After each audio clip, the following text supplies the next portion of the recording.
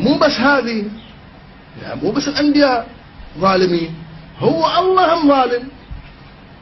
الله الموجود بالقرآن يعني على مود واحد قتل بعيرة، شنو قيمة البعيرة؟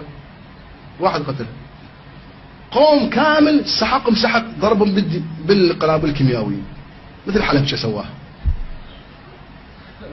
زين هم انت تقول كان فيها 9 رهط يفسدون في الارض، واحد من عندهم قتل، اصابه قوم صالح، اصابه اجت جوعانين ذولا عصابشيه، قال هذا بعير هذا ما له احد، وهذا صاحبه نايم النبي صالح، قال خلنا نذبحها وناكل من عندها ونشبع بطوننا والله كريم.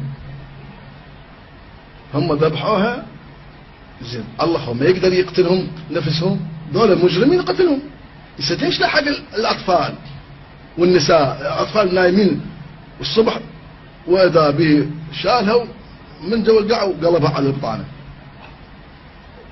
والاطفال مساكين مثل حلب سواها. شاهد شلون الله يا عداله. زين انت